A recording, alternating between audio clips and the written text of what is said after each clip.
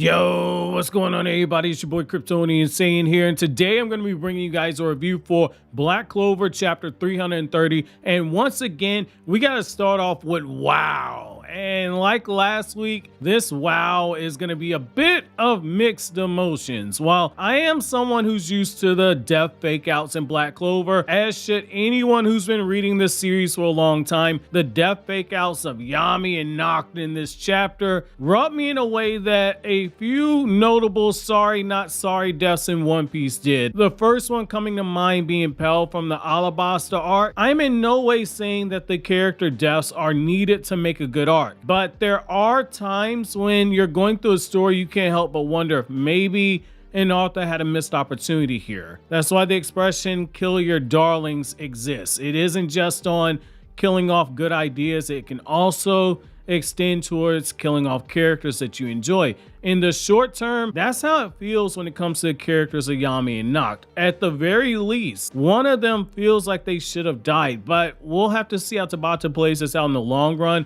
Running forward, as to whether or not this was a good idea or not, especially since it is implied, in my opinion, that Yami might have a devil heart. Now, my knee-jerk reaction was that Mimosa having her magic restored was something that was to be expected, but perhaps having her only be able to save one person would have worked better than her being able to save both of them, with Yami being the one that is ultimately dying, thrusting Noct into the uncomfortable position of having to be the next squad captain of the Black Bulls, which the Spade arc is kind of already set up, which also would have made that confession with Charlotte hit a lot harder, along with Vanessa's reaction to it, if Yami ended up being the one passing on, especially if he told Mimosa to heal Noct instead of himself. However, all we can do now is see if Tabata's pulling an Ezra Oda and playing the long game before killing off someone. Yami might be alive, but there are death flags that can be cashed in at a later point in time. We just gotta see whether or not that's gonna happen. Now that my initial thoughts and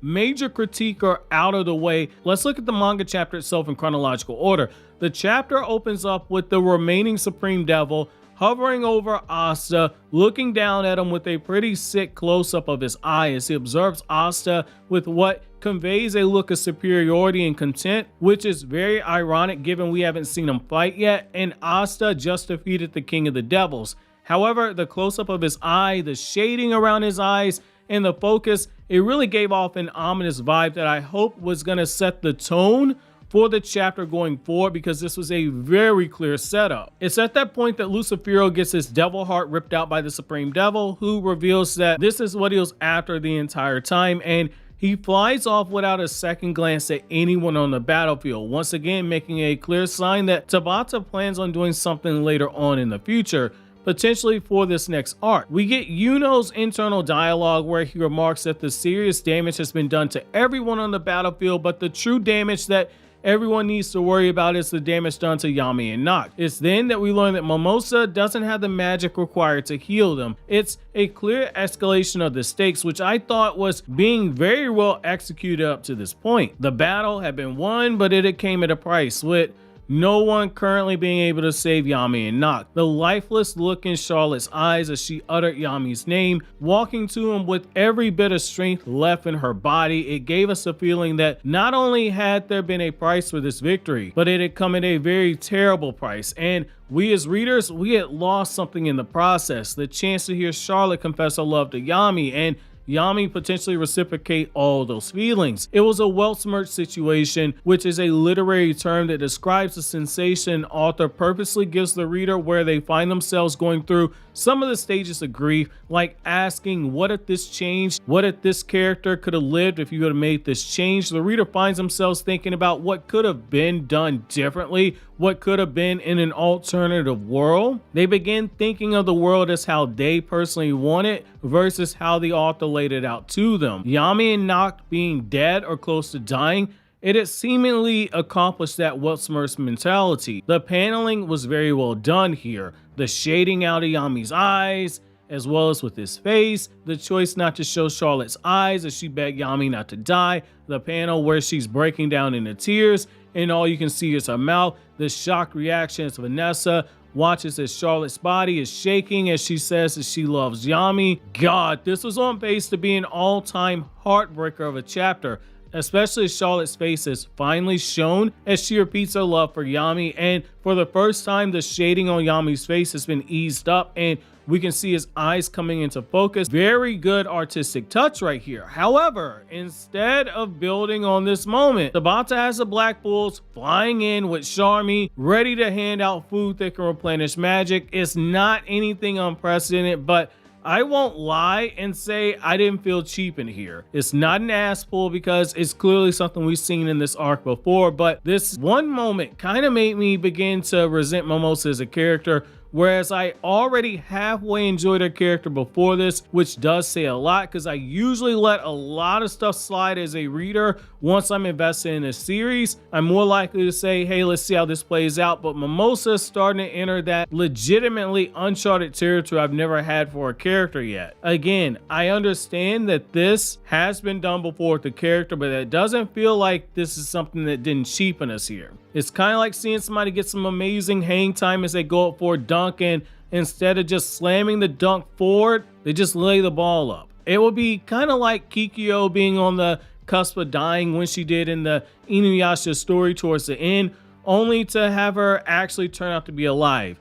One fake out for that character was enough, but when you have two fake outs, it completely takes you out of the story, which it kind of feels like Tabata really ran the risk of doing right here with Yami being brought back from the verge of death 2 times in this whole arc. Even more so, the humor that was used for Charlotte, where she gets too embarrassed to tell Yami how she feels in front of a whole crowd. Did the humor land in that moment? Yes, I think Tabata accomplished what he wanted to do. I laughed pretty hard when I got to that. However, I don't agree with people saying that this walked back Charlotte's character development. It's one thing to have her confess her feelings while caught up in the heat of the moment, where the only real person who can hear her was Vanessa, and Charlotte was more so focused on the dire state that Yami was in. It's another thing entirely to have her do it in front of everybody. So for this one, I give Charlotte some slack here. I kind of understand the artistic choice behind this. From a craft perspective, it does give her some small room for development. The fact that she even confessed her love for Yami is a good step forward. Now, the scene at the end where Yami gives Asta his sword, stating that he's going to go get his own sword later on, it kind of works well thematically, but not gonna lie, the first half of this chapter being so intense and the setup being right there, it took me out. Again, to use the basketball expression, it's like seeing someone like Ja Morant go for an amazing dunk, and instead of just dunking it home, he lays the ball up. That was my experience with this chapter as a reader. Did Tabata score 2 points? Yes, I don't think it's a bad chapter, but not every set of 2 points is the same. A fadeaway jump shot from mid-range is not going to be as sexy as 2 points at the free throw line. That's kind of how this felt here. The main saving grace that all this has is that while this is the end of an arc, it's not the end of the war. And I think that's something very important to keep in mind here. And I will say it's still possible that we look back later on and this chapter winds up being something that sets up later on down the line an even bigger experience. If we look up in this chapter, it ends up leading us to the execution of Lucifer by the other devils, I'm not going to be shocked. Lucifer just took a huge L to humans. That's not going to go over well. Beelzebub and the Time Devil are beings that we know that we have to look at now. The devils have clearly shown more than once that they got their own motives away from Lucifer, independent of Lucifer. I don't think this is over, not at all. And because there's another 50% of them in the underworld and 50% Lucifer might be weak enough to be killed by the devils, it's something we have to keep in mind. We might have been cheated out of the deaths of Yami and Noct, but I get the nagging feeling that this is going the route of One Piece, where there are only going to be so many fake out deaths before we get a death of real meaning, and then we're going to go back to more fake out deaths. Kind of feel like that's where we're heading right now, but we just don't know when that hammer is going to drop. However, those are just my thoughts on this matter. Let me know what you guys think down in the comment section below. So always, guys, if you like anything I had to say, don't forget to comment, rate, subscribe, and share. Thank you so much for watching to the end. Have an awesome day, guys.